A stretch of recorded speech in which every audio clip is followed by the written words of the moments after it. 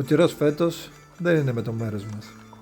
Πολύ βροχή και αέρας, συνθήκες δύσκολες για ψάρεμα γενικότερα, πόσο μάλλον για το ψάρεμα του λαβρακιού που γίνεται σε ριχά νερά.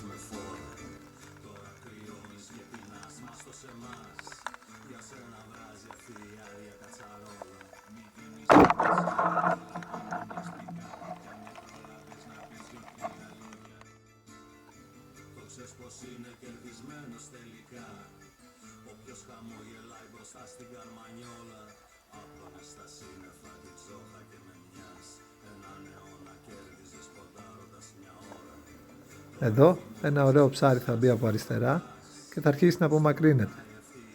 Με έναν λαρυγγισμό όμως όλα αλλάζουν.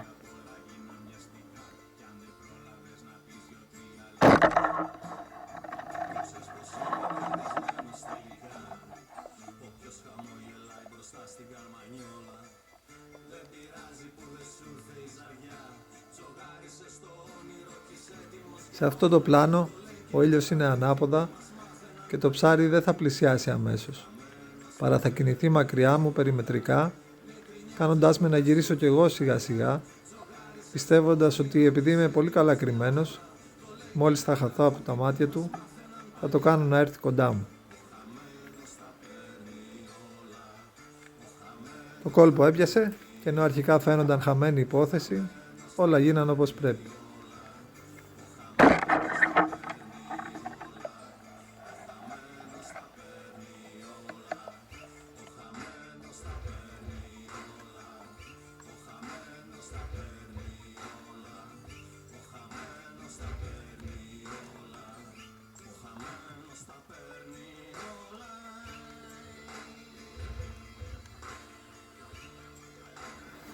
Εδώ θα μπουν δύο ωραία ψάρια από αριστερά, πολύ ήρεμα και θα καταφέρω να πάρω ένα από αυτά.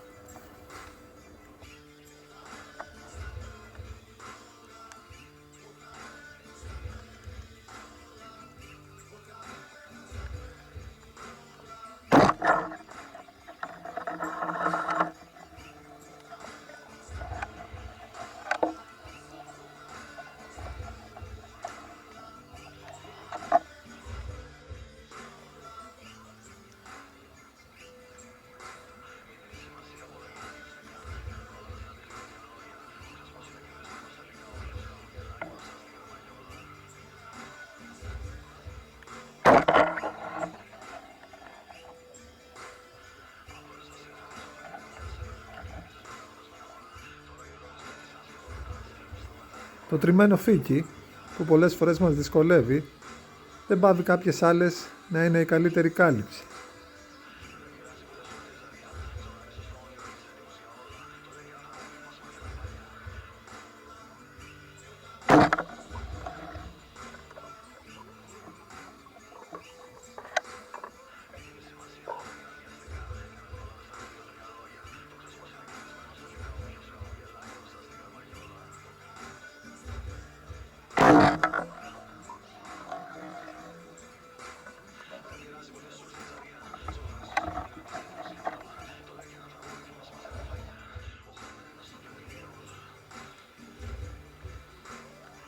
Σε αυτή τη βουτιά και έχοντας διαπιστώσει ότι ανάμεσα στους κέφαλους παίζουν και λαβράκια, θα περιμένω να φανεί κάποιο καλό ψάρι προκειμένου να πατήσω τη σκανδάλη.